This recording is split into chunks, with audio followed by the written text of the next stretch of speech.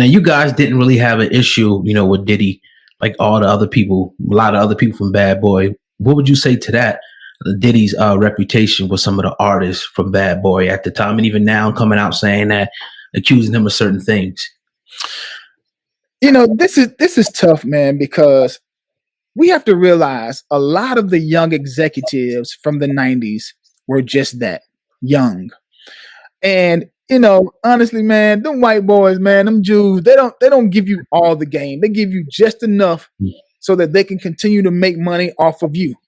And so then what happens, they tell you a little bit, and then you pass on the little bit they did tell you and what you have learned, and then you pass it on. And so when I hear artists talking about the bad record deals and all of that kind of stuff, a lot of what was presented to us were standard. Like that was like what was standard during that time. I don't know any artist back then had all of their publishing, had the rights to their masters. Like it just wasn't something that was even presented to us at that time. And so when I hear the artists that are complaining and all of that kind of stuff, I just have a different mindset, man. I have a different approach because I understand business is business, and we signed the deal, man. So we just had to work our way through it. But no, I was just saying, everything that was presented was kind of standard. So I just have a different take on, being a young artist. And, I extend a little bit of grace, man, because, I don't think that any of them intentionally did, issue the contracts. My perspective is always taking the brighter side of things. And so, nobody put a gun to our heads and said, sign this. It wasn't a big red situation. We signed it. And so when you sign something, man, you are held. You got to just live it out. And fortunately for us, we was able to live out the first record deal, had some success. And then we were able to go into a very lucrative deal when we did the collaboration with Def Jam and Bad Boy. I heard you say at one point you signed that second album deal and you had the opportunity to sign that third and you didn't. And that was one of the worst mistakes y'all made. Why did you sign that third contract? What was the think process behind that? Well, there comes a point in time where as men, you have to make the decision that's best for you. And, we had been, no lie, man, we loved being a part of Bad Boy. I mean, truly loved the boutiqueness of the record company and the family. Like it was truly a family. When we came time to do our renegotiation for the second cycle of our contract, we just felt like what Puff offered us wasn't what we felt we could get elsewhere. And we put ourselves on the market. We became free agents, and Def Jam presented us with a deal that we felt like at the time was the best move for us. It was the most lucrative record deal we had ever signed. And Def Jam was a reputable company, so we just felt good about it. Now, when I go back, I would really have wanted us to really work it out so that we would have remained on Bad Boy for the entire duration of our recordings, but it just didn't work out that way. But I'm so grateful that even to this day, Puffy and I have a great relationship. I have great relationships with everybody, all of the artists on Bad Boy. I'm a people's person, and I value relationships. I know the importance of healthy relationships, and I'm grateful that I still have great contacts and great relationships and rapport with all of the not just the artists, but the staffs, the administrators, the execs, all of them. Man, I have great relationships. Like you say, you got great relationships with all of those people. The unfortunate thing is you don't got great relationships with the brothers. The group. What happened? Well, anytime you have been with somebody for a long period of time, man, sometimes you just have a difference of views. And, without me getting too deep in it, because I can't really for legal reasons, I'll just say this. I love my brothers, and nothing will change that. I support them, whatever. I always say that in the midst of us working through our differences, we all contributed to a brand that everybody has fallen in love with. And right now, Mike and Slim are upholding the brand. They are still out promoting, still out performing.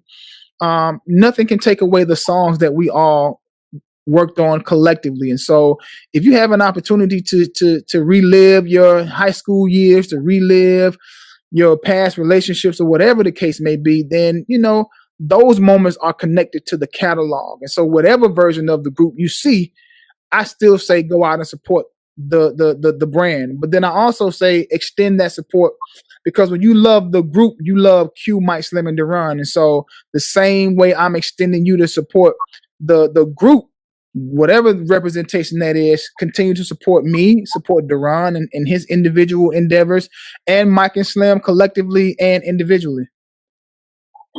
Absolutely. How was it working with the late great Notorious B.I.G? Explain that experience.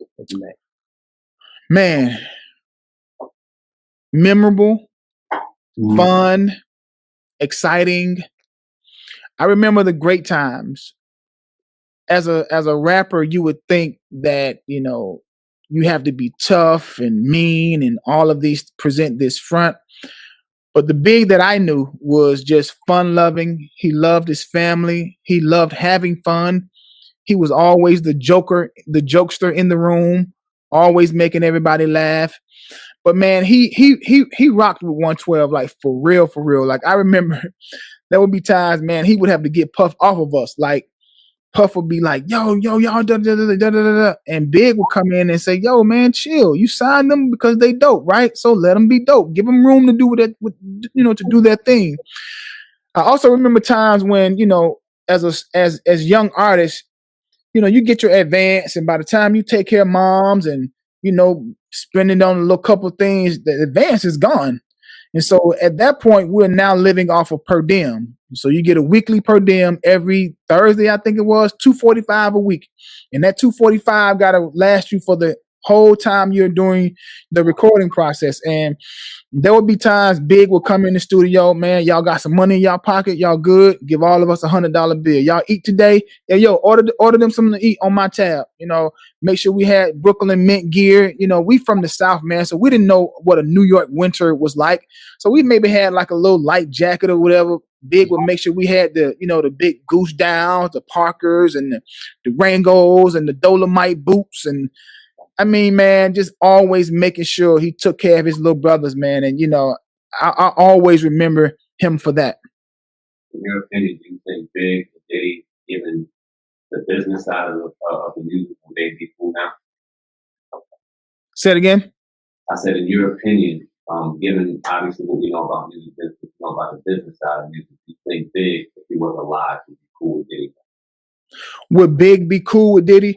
Well, you know, man, I believe in brotherhood, and I believe sometimes in brotherhood and the journey of brotherhood, you're not going to always see eye to eye. But at the end of the day, time will heal all wounds. And I believe, man, the goal for men is to unite. The goal of advancing the culture is a collective movement. It's not an individual movement. And so even if the relationship have to take a pause for a second for you to get yourself together, him to get himself together, I just don't believe in extensive long periods of time of separation. And so to answer your question, I do believe that they will be cool, because, man, they had a bond that was like not many I've seen, that I believe could have withstood any differences that they may have had. What was your stance on the whole back then, the East Coast, West Coast beat they had going on, Bad Boy versus the Death Row and all that? How would you guys feel being a home group at the time? Man, that was a tough season. Mm-hmm. You know, when you are a new artist and you release a song, we were taught at an early age that you have to go follow the record. And so if your record is playing in Whodunit, Georgia, you got to go.